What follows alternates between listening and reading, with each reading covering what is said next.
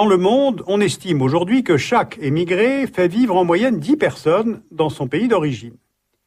L'argent renvoyé par les migrants vers leur propre pays forme donc un enjeu multiple, économique, politique et même de développement. Voici sur ce planisphère, en vert les principaux pays d'origine de ces migrants et en orange les principaux pays d'immigration.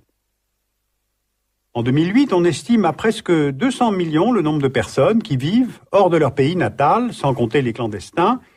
Et sur 6,6 milliards d'habitants, en fait, ça ne représente que 3% de la population mondiale, c'est-à-dire en fait assez peu. Sauf que le travail de ces migrants a des effets aussi bien sur les économies des pays d'arrivée que sur celles des pays d'origine, la plus grande partie des revenus générés par les migrants étant réexpédiés vers leur propre pays. La Banque mondiale estimait en 2007 que les transferts financiers officiellement recensés dans le monde représentaient à peu près le PIB annuel d'un pays comme le Danemark, soit à peu près 340 milliards de dollars. Voyons maintenant qui sont les principaux bénéficiaires. Selon la Banque mondiale, c'est d'abord l'Inde qui a reçu 27 milliards de dollars de ses ressortissants vivant hors du pays, puis la Chine, suivie par le Mexique, les Philippines, et en 5e place, la France avec 12,5 milliards de dollars, car les pays occidentaux ont eux aussi une main-d'œuvre travaillant à l'étranger, que l'on nomme alors les expatriés. Ces montants en valeur absolue ont peu de signification, mais ils prennent du sens en valeur relative par rapport au produit intérieur brut du pays en question. Les transferts représentent environ 20% du PIB de la Bosnie-Herzégovine, du Salvador, de la Jamaïque, de l'Arménie, de la Jordanie ou encore d'Haïti, plus de 25% du PIB du Kirghizistan ou du Honduras, et plus du tiers pour le Tadjikistan ou encore la Moldavie. Donc, on comprend bien l'avantage pour des pays pauvres de voir une partie de leur population aller chercher du travail ailleurs. Mais peut-on mesurer les effets économiques joués par les transferts financiers opérés par les migrants dans le développement de leur pays d'origine? Prenons plusieurs exemples.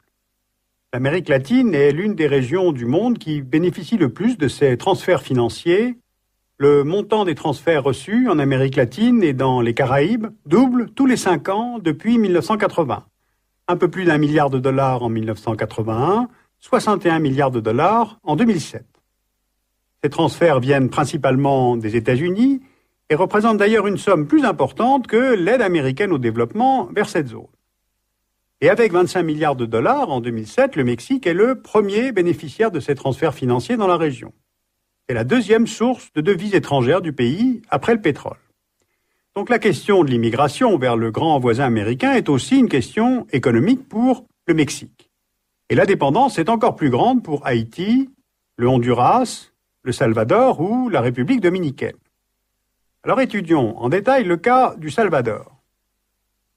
Le Salvador est un petit État d'Amérique centrale de 21 000 km² et de 6 700 000 habitants, plus 2 millions de Salvadoriens qui travaillent aux États-Unis. Ces migrations économiques vers les États-Unis datent du XIXe siècle et suivent les soubresauts de l'histoire.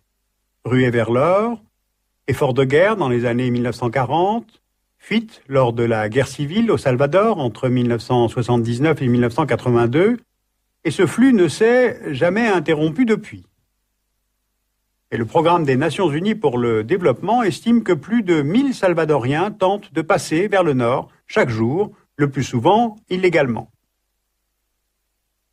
En 2007, le montant des transferts constituait 18% du PIB salvadorien, ce qui conduit à une hausse de la croissance économique du pays par l'intensification de la consommation des ménages. Les transferts servent avant tout d'appoint, de complément au revenu familial pour les achats du quotidien. Sauf qu'il faut voir au-delà des chiffres, car l'impact des transferts sur la diminution de la pauvreté n'est pas net. Du fait des transferts financiers, les enfants préfèrent étudier plutôt que de travailler au champ, ce qui fragilise le secteur agricole. Ensuite, la quasi-totalité des jeunes diplômés quittent le pays pour monnayer leurs compétences à l'étranger. Et cette fuite des cerveaux entrave le développement du pays. À l'échelle de l'Amérique latine, on a un volume de transferts important, Les petits États d'Amérique latine peuvent équilibrer leur balance des paiements, mais cela soutient rarement une stratégie de développement. La part servant aux investissements productifs reste très faible parce que l'argent est comme dilué en une infinité de petites transactions quotidiennes qui permettent aux familles de financer des dépenses de consommation courante, l'éducation des enfants ou les frais de santé. Cet argent pallie donc la pauvreté sans la résoudre et sans avoir de réel impact sur la réduction des inégalités du pays. Regardons maintenant un autre exemple, le Kerala. Le Kerala est un État du sud de l'Inde, il a 33 millions d'habitants, et le secteur agricole et la pêche n'offrent pas assez d'emplois pour la population de l'État. Les habitants du Kerala ne représentent que 3% des habitants de l'Inde, mais les migrants de cet État forment à eux seuls 50% des travailleurs indiens présents dans le Golfe Persique. Par exemple, une femme kéralaise sur 8 a un mari qui travaille dans le Golfe. Ces migrants kéralais sont principalement issus de la minorité musulmane ou de la caste hindoue des intouchables, et ils trouvent dans l'émigration vers le Golfe un moyen d'améliorer leurs conditions sociales et un gain en respectabilité. L'argent des migrations a conduit à l'amélioration des maisons, il aide à créer des PME et des petits commerces d'artisanat, des écoles, des équipements de santé privés. L'absence des hommes a également favorisé une plus grande autonomie des femmes dans la gestion du foyer et l'éducation. Et d'ailleurs, le Kerala est l'État indien le plus alphabétisé, y compris pour les filles. En 2000, par exemple, les chiffres indiquent que le montant des transferts de fonds représentait environ 30% du PIB de l'État, soit 10 fois les subventions du gouvernement indien central, 14 fois les recettes de la pêche et 20 fois celles du commerce des épices, qui sont les deux postes principaux d'exportation de l'État. L'immigration est considérée là comme une forme de développement. Pas d'investissement en capital, pas d'effet nocif sur l'environnement, et l'amélioration des revenus favorise la formation d'une classe moyenne au Kerala. Ces transferts financiers ont une croissance de 10% par an, ce qui traduit bien l'interdépendance du marché du travail à l'échelle mondiale.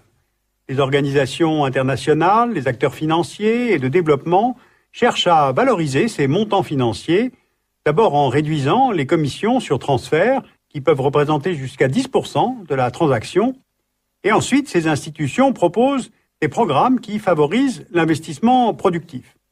Par exemple, l'Agence française de développement réfléchit à l'accompagnement de migrants, à la création d'entreprises dans leur pays d'origine. Mais il y a le revers de la médaille. Ces transferts financiers conduisent les États à considérer la migration finalement comme un mode de développement. Ils contribuent à l'exode massif de personnes hautement qualifiées. Dans le cas de Haïti ou de la Jamaïque, par exemple, 8 diplômés sur 10 vivent à l'étranger. Quasiment tous les médecins formés à la Grenade ou à la Dominique ont émigré vers l'étranger.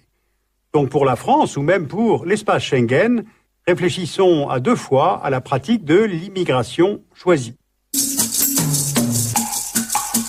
Si vous voulez approfondir ces questions-là, vous pouvez lire utilement Perspectives des migrations internationales. C'est un rapport de l'OCDE qui est paru en septembre 2008. Vous pouvez aussi lire et regarder Migrants et migrations du monde de Gilda Simon à la documentation photographique française. L'état du monde 2009 est paru aux éditions de La Découverte. Ce sont 50 idées forces pour comprendre ce qui se passe dans le monde. Et puis un ouvrage collectif dirigé par Denis Rétaillé, La mondialisation, publié chez Nathan. Alors je vous signale aussi une exposition à la Fondation Cartier à Paris qui s'appelle Terre natale, ailleurs commence ici, avec une cartographie en mouvement, des photographies, des films. L'urbaniste Virilio et le photographe Depardon explorent ces thèmes des migrations, des réfugiés climatiques ou encore des langues natales menacées à travers le monde.